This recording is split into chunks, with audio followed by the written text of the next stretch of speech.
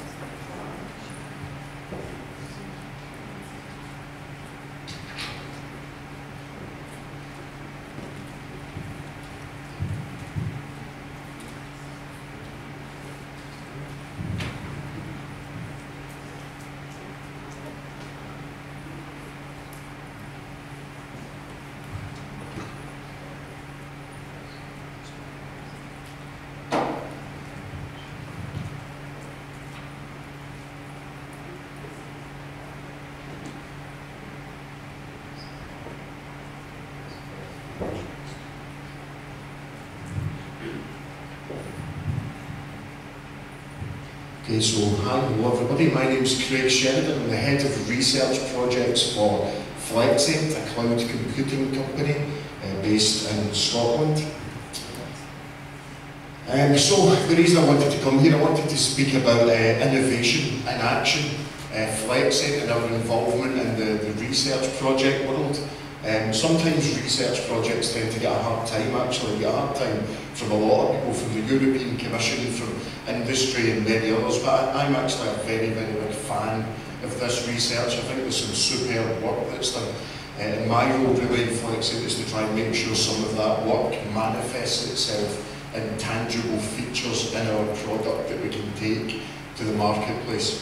So far we're doing quite well. We have a good record in that space, really. That's beautiful Edinburgh, by the way. If none of you have been to Edinburgh, please go, it's a lovely place. We have an office there in Edinburgh where a bunch of our developers are based, one just outside Edinburgh as well.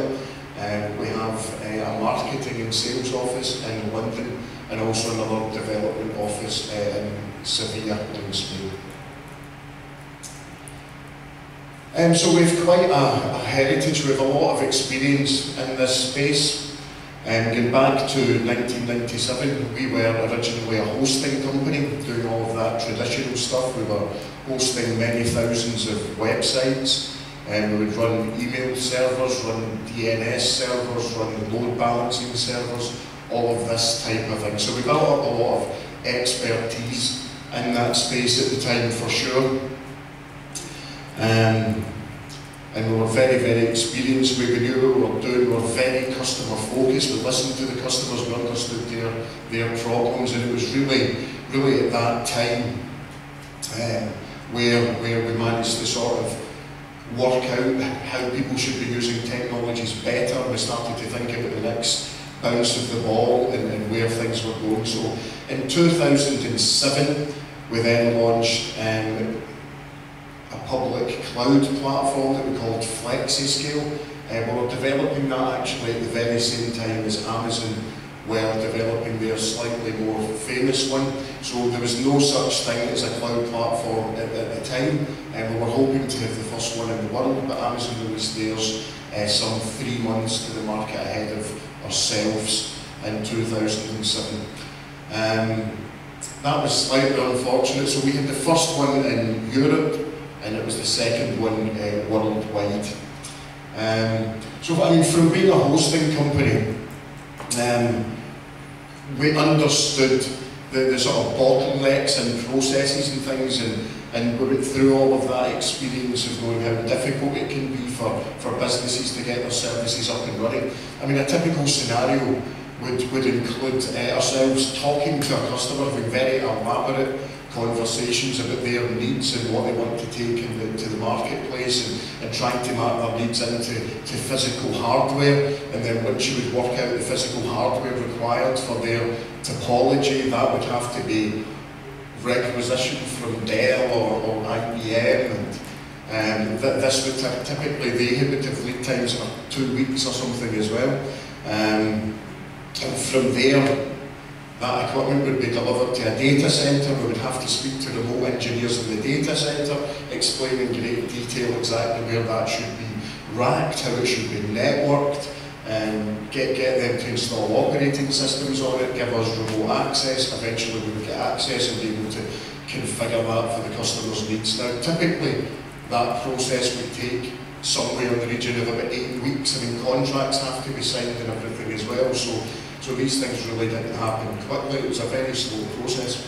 So in 2007, that was really a sea change moment for sure in this technology when we released the FlexiScale public cloud, because what took 8 weeks then took 5 minutes, literally 5 minutes. We went from 8 weeks to 5 minutes. And that story is one of just how important the cloud space is and the power that it actually has.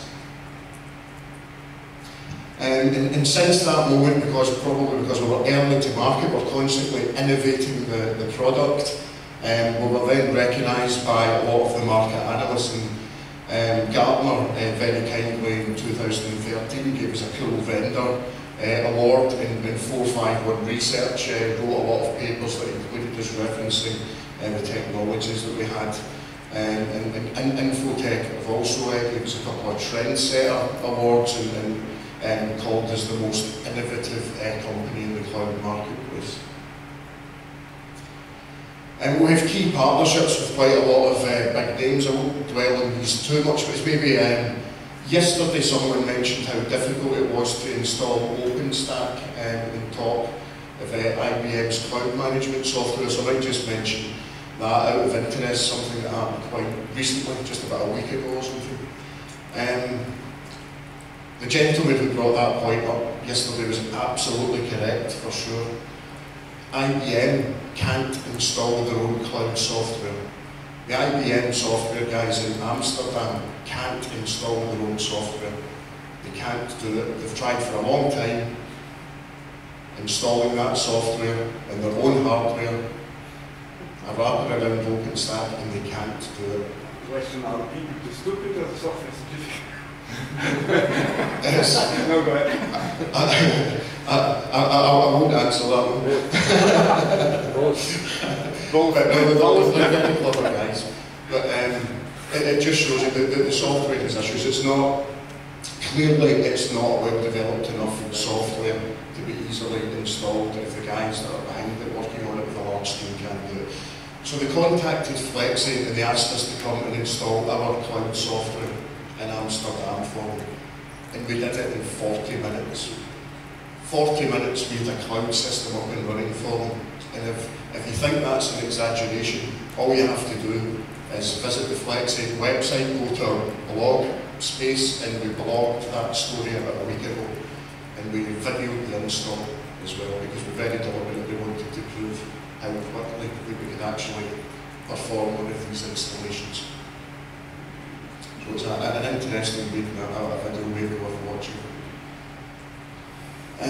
But yeah, it's talking to customers that is the important thing for us, so we make sure we map their needs towards the way we develop the product as well. So robust, scalable architecture, I mean, people want things to work, so we always have to keep these things in mind. Scalability is becoming more and more prominent now as well. Multi-location capabilities, people want the ability to run various clusters in different cities perhaps, but all controlled by one single pane of glass.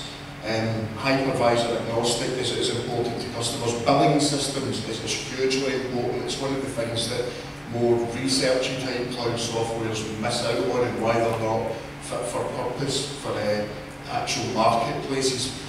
Billing systems are very difficult things to write properly and implement properly. Flexiant have extremely granular billing systems to be able to bill every billable entity in a cloud platform and to be able to do it hierarchically. And further than that, when you contact companies, sometimes they have their own billing systems that they're already using for various parts of their business. And then when you bring in a cloud software, they don't want to use your billing system. So we deliberately architected our software so that it was able to use external billing systems and just be a billable entity itself. And conversely, we developed it so that the billing system within the cloud software could also be used to build the rest of their business, you know, to offer customers this sort of versatility and choice. So that's a very, very important point. To be reseller enabled, it's completely white labelled. It can be, obviously people want it to look like their own software, their own businesses when they take it to market. That's very important, and you know, caters for their needs very, very well. Fully API driven, it was built originally in a SOAP-based API, and now there's a RESTful interface in front of that as well. It's certainly a very interactive platform, and we'll begin to look at that throughout these slides actually. That's not my line. The future is bright, the future is cloudy. I'm moving on, that's not my line. So we're now a two-product company. So we have our cloud orchestration software, which was our original core business. We now have a product called Concerto. We made a decision, we were very early to market with the cloud orchestration, but we made a decision eventually to be a two-product company and launch Concerto, which is an application deployment tool with capabilities to deploy to lots of the well-known clouds in the marketplace, you know, Amazon, Azure and such like. So we're a little slower to the market there, but what we did was we actually bought over a Spanish company called Bessel Tap, which saved us a couple of years of development time, and then we developed the software further. So the Concerto product, there's a little bullet pointed list of just what it does. So the idea is to have this sort of, people talk about vendor lock-in all the time these days, and it's obviously gaining more and more importance. So when people go to market and pick their cloud platform, they always say, now I don't want to be locked in. So Concerto kind of makes sure that doesn't happen. You know, you can deploy your application, and you can also monitor what's going on with it, and do things like monitor network traffic, understand where user requests are coming in from geographically, and redeploy your services closer to end users and things like this. So there's lots of excellent features there. We're developing this and redeveloping it very heavily at the moment, and you can find out more in these links. But our cloud orchestration software is very featureful, it's a very mature product now. It's 5 major versions in now over the years. It also has several different licensing versions that it supports, hosting service provider. We also have an academic license as well, which is free to use with some limited functionality for academic institutions, because we want to encourage that relationship. It's a very complex software, and there's no doubt about it. It's very featureable, it does a lot of things. But to abstract it and modularise it, that would be a decent representation of what Flexiant Cloud Orchestrator does. It's a very interactive self-service portal built on Dot, which is extremely versatile, and that also is a user-level API that supports every action that's available there as well. And then sort of getting into the sort of middleware part where all the magic happens. I mean, it is excellent customer user management. It can be rebranded. It supports things like cloud blueprinting, which was something we developed from one of the projects that I'll mention in a minute, and then all the different hypervisors underneath, and from a storage perspective as well, it's extremely versatile. So some key features, one of the more recent ones is triggers, which I'm going to cover in a moment as well. The multi-cluster support is very important and used by a couple of our customers, and internationalism. There's various language packs that we develop. You can just plug it into the system to give it that international feel, and helps increase our customer base. And we call it a ridiculously configurable user interface, because you can literally just drag and drop in exactly what we need and redesign the control panels to work best for you. And we also do things like support chef integration and workload management. So the cloud blueprints are originally called bento boxes. The cloud blueprints is an interesting technology. It's the equivalent of being able to walk up to a whiteboard and just design your topology. That, you know, you want these two servers to communicate with an internal network interface, these you want these two web servers at the front end, the database back end. You can basically draw it and then deploy it. And not only that, you can then save that as a template. So it's that idea of designing something once and being able to deploy it as many times as you like from that one. So FCO, the Flexiant Cloud Orchestrator, basically is made up, it's an IaaS level platform. From there, PaaS level technologies and SaaS level technologies can be built on top, but it's still controlled from our front end quite easily. We also have test beds we use for our project involvement. We built our own mini data centre just outside Edinburgh to host these clusters for our project involvement. And I would like to talk a little bit about the triggering technology that we have. I'm sure everybody in this room is aware about APIs and how they work and what they do. APIs are essentially a call-in technology. For example, a call comes in from an API. How many cloud credits did this customer consume yesterday? The answer comes back. This customer just purchased 1,000 units on my control panel, which is external to you. Okay, the answer comes back, I've talked it up. But what the triggering technology does is it has the ability to call out the way. So as an example, an external management system, the cloud would call out using a programmable trigger and say, a new user has signed up, can you add it to your external database? And the acknowledgement comes back. Or a new server has just been provisioned here on this cloud for this customer.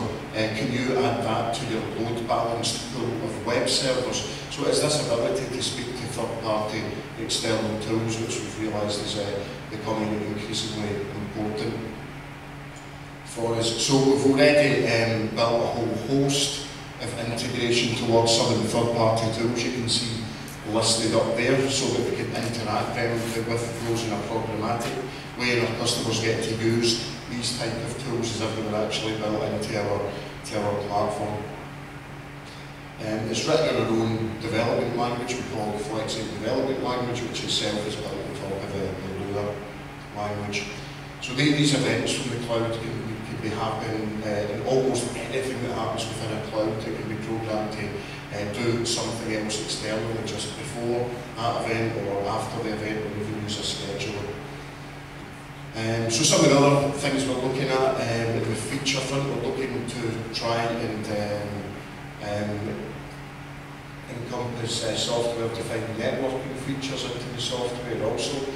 We're talking to a company called Cohesive FT for quite some time, and trying to develop that in a way that will be fit for purpose for cloud usage. So software-defined networks, we think, are reasonably important as well, especially when it comes to sort of managing various use case opportunities, such as sort of the busting out to on-premise and things, and being able to manage external networks as if they were just local to you.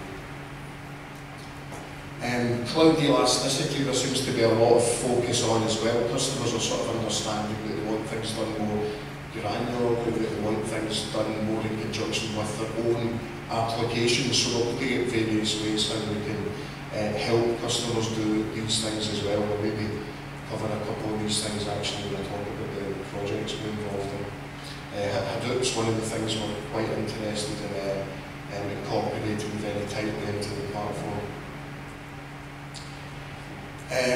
Big data is another area we're looking at. It's becoming increasingly important. We want to, in effect, make our cloud software have a sort of stamp of approval that's fit for purpose for handling very large data sets and making them queryable and things. That's just a few interesting points about the increasing use of big data sets these days. Rathian say, there's all these sensors getting used now to capture all this sensory data, and it's been analysed in very clever ways. Whole new businesses developing out of this. And Rathian say that if a screw is turned 12 rather than 13 times, production of their missiles grinds to a halt. I mean, that's the level of sensory data that those guys are managing to have, and they can tie it in very well to their production line environments. Stork says they identify problems through machine noise frequency. frequencies alone, so you're capturing a difference in the noise frequency is enough to tell their engineers that there's not only a problem but a potential problem in their system. So in effect they're managing to fix things before the problem happens, which is very clever. Volvo, they collect many terabytes of data from sensors as well. There's a set standard for the car industry of collecting 5 certain data measurements, but Volvo are collecting some 400. Chevron generate incredibly as much data as Google do, which is really unbelievable, mind-blowing. In 1997 they had about 10 gigabytes of data, whereas now the data levels that they have are increasing every day by 2 gigabytes, quite phenomenal. So we really have to start thinking about how we can redevelop our software, redevelop our storage backends and things to make them fit for purpose for these type of scenarios. So we've lots of integration going on. We've integration with Parallels, we've integration with InkTank, who are behind the self-storage distributed system. That's probably our preferred storage type at the moment actually, so we tightly work with these guys. Every new version of their storage that comes out, we redevelop our software slightly just to make sure that it's really tightly linked to it. SummerSOC is another one. These guys, if you go to images.flexiant.com, we have an image repository there. It's branded as ours, but SummerSOC technology is actually behind the image repository. So there's a bunch of, in effect, appliances there that our customers can use for free. So anyone that's a licensee of the FCO software can then go to that image repository. And there's a bunch of images there, things like a Golden Chef or a bug press or a lamp stack and such like. But they've been done really well, particularly well, these images. We've all built-in wizards to make it extremely easy to actually install these things and get them up and running. SolidFire are makers of excellent SSD storage, which we've also got type integration to as well. Right, so I'm going to move on to some of our direct project involvement now. The first projects Flexiant got involved with were Optimus Forecast and Cumulonimbus.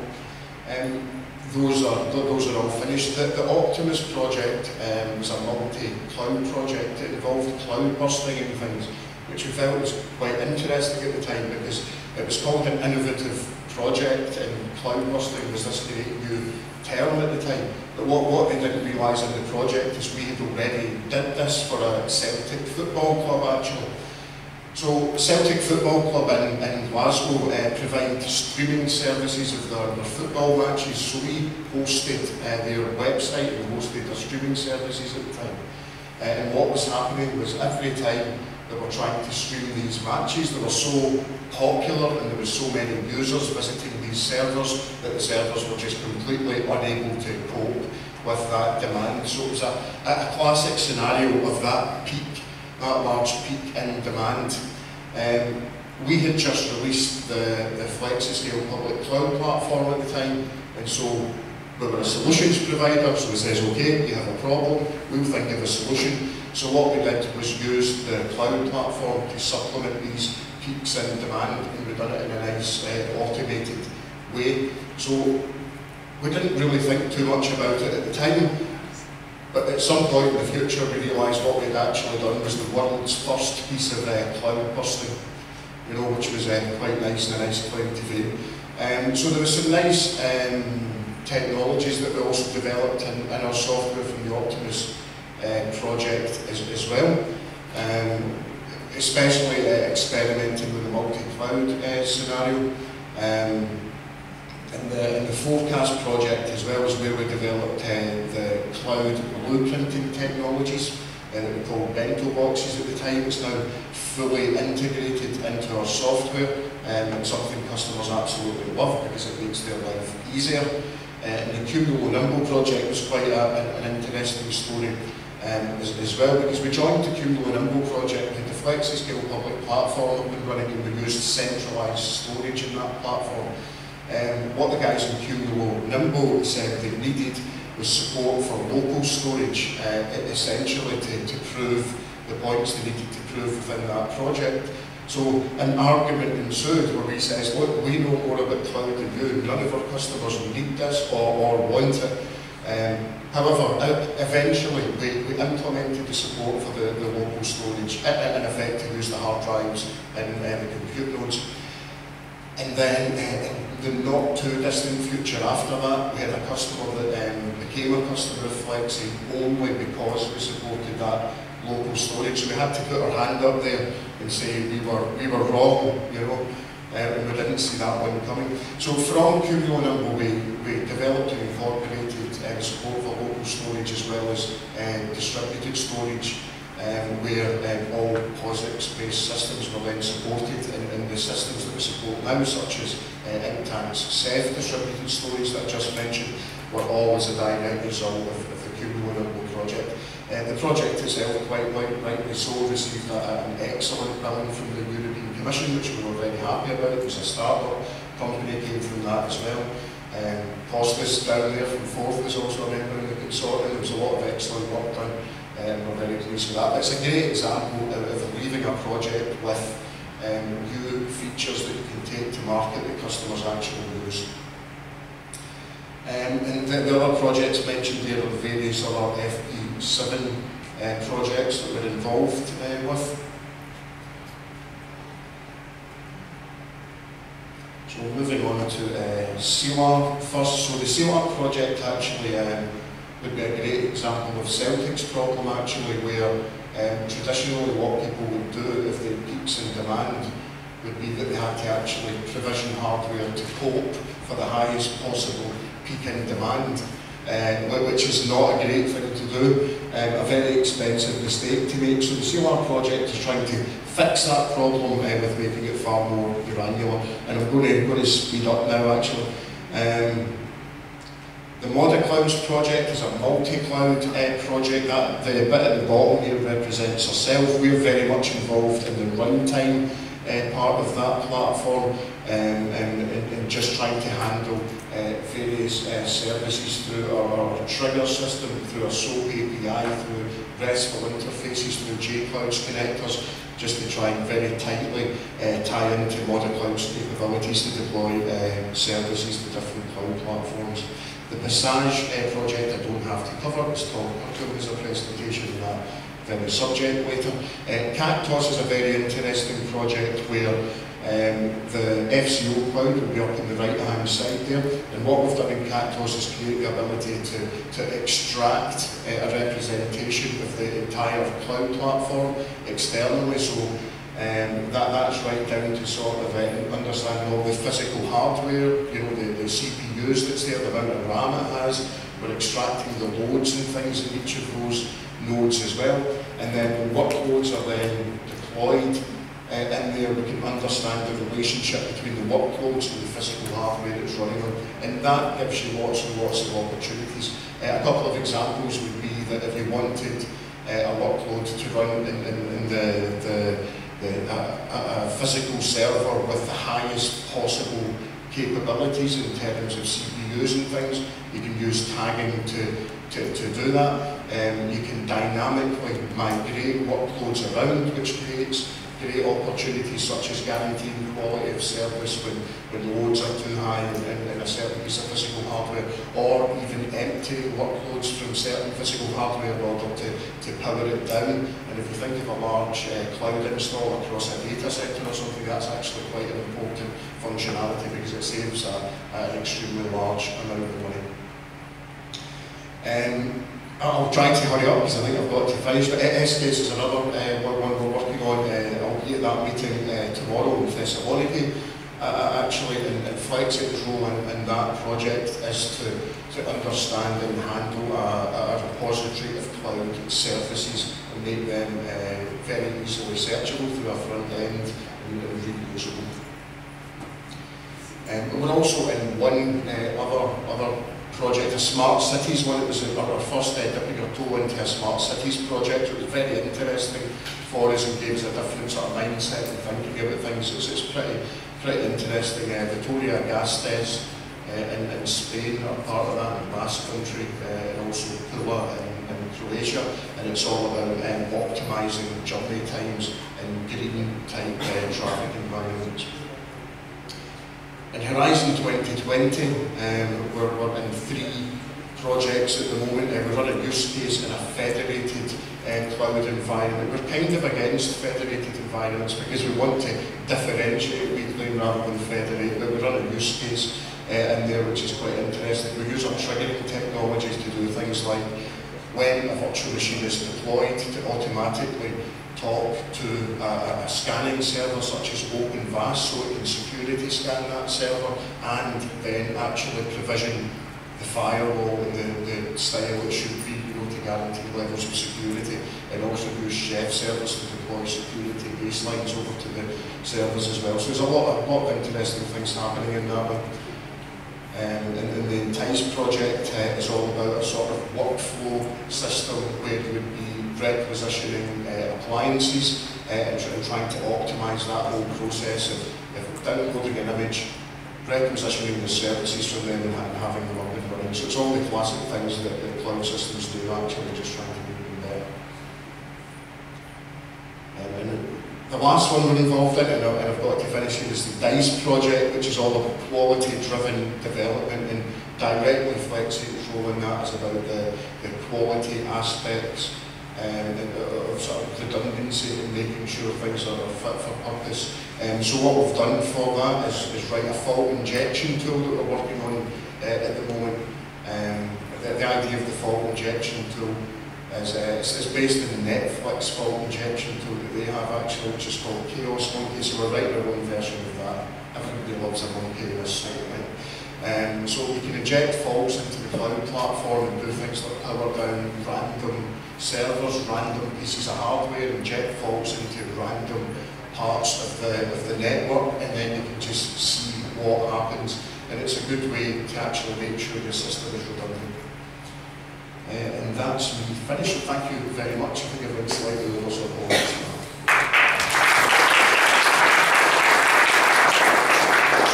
So time for one urgent question.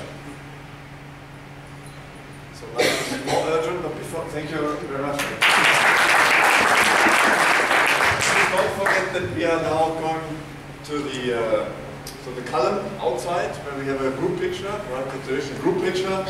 And please remember that in this afternoon officially we start the PhD session.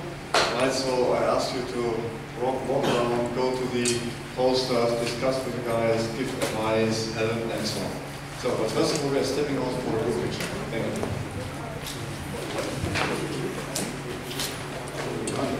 Yeah?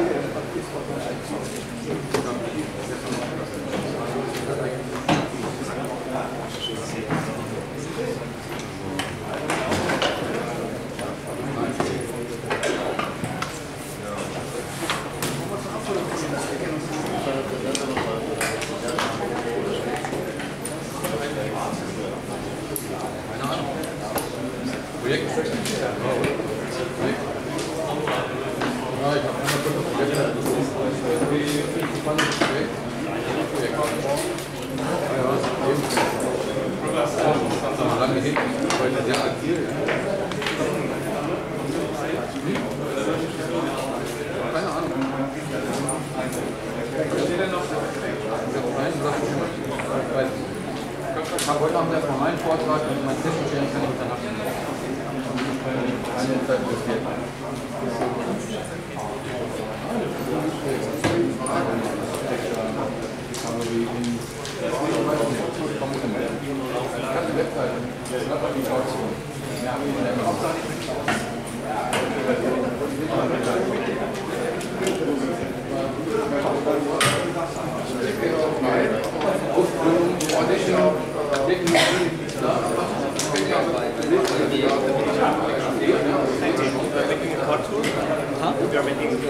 No.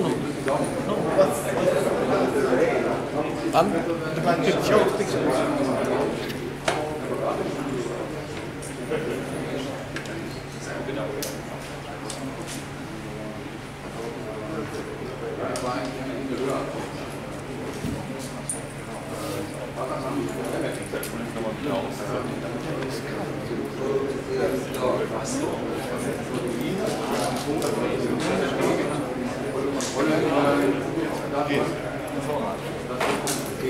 uns da unten auch noch ein Foto machen.